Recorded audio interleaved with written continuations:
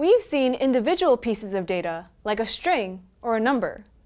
These are great, but Python's capability to write powerful programs is maximized when we can work with something called containers of data, which contain other data types and even other containers. So let's introduce our first Python container, lists. A list is a data structure in Python that is a mutable, ordered sequence of elements. More on the mutable ordered part later. This code defines a variable, months, which contains a list of strings. Each element in the list is a month of the year. A list is defined using square brackets and always holds other data which are separated by commas. This data could be a mix of any of the data types you've already seen. Lists have an order, or more appropriately, are ordered. We can look up individual elements in the list by their index. We can look up values in a list like this. We type in the list name, followed by square brackets, with an integer indicating its position, or index. Notice that the first element in the list, January, is located at index 0 rather than index 1. Many programming languages follow this convention, called zero-based indexing. If zero-based indexing is confusing, consider it this way. An element's index describes how far the element is from the beginning of the list. The first element is 0 elements away from the beginning. The second one is 1 element away, and so on. We can also index from the end of the list rather than the front like we've been doing so far. To do this, we use negative indices. For example, we can get the last month of the year. The index -1 refers to the last element of the list, -2 to the second to last, and so on. Note that while 0 is the first index of the list, -0 is not the last, which can be a bit confusing. If you attempt to access an index in a list that does not exist, you will get a list index exception. This is Python's way of telling you that you are trying to access an index that is not in the list. Since the index 25 does not exist, we received this error. Getting index errors is quite common, especially if you're not used to indexing in Python. You might get these errors quite a lot in the beginning. The most common reason for getting an index error is using an index that's off by 1. But there may be other reasons why you would get such an error. It is always a good idea to use the print function and debug with a small example.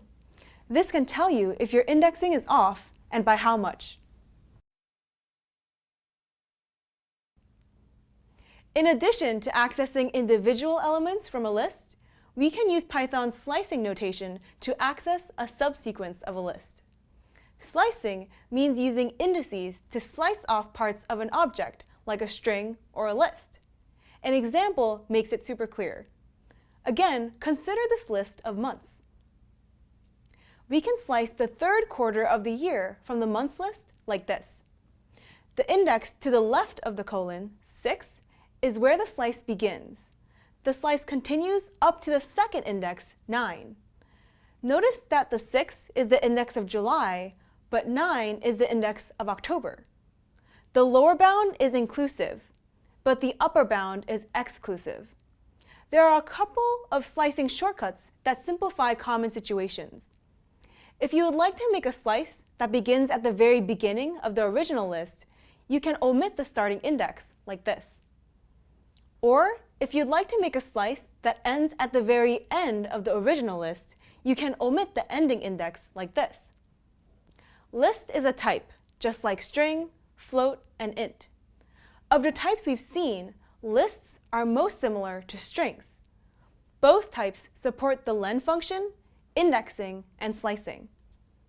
Here, you can see that the length of the string is the number of characters, and the length of the list is the number of elements it holds. And zero indexing is supported for both, as well as slicing based on the indices shown here. Another thing they both support are membership operators, in and not. In evaluates if the object on the left side is included in the object on the right side, and not in evaluates if the object on the left side is not included in the object on the right side. Here, we can check if the string her is in this string, which is right here. However, Sunday is not in our list, as it only holds the months. So how are lists different from strings?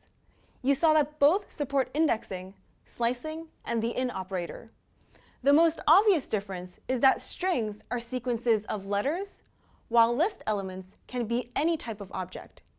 A more subtle difference is that lists can be modified, but strings can't. Here, we can change the fourth element, index 3, of this list to Friday if we want. But here, we get an error if we try to change the third element of a string. The technical term for whether an object can be modified after its creation is mutability.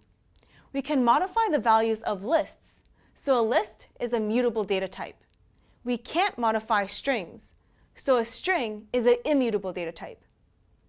As we introduce more data types, there are two factors that we will continue to consider. One is mutability, and the other is order. Order is whether the order of contents for an object matters, and whether or not parts of the object can be accessed using this order.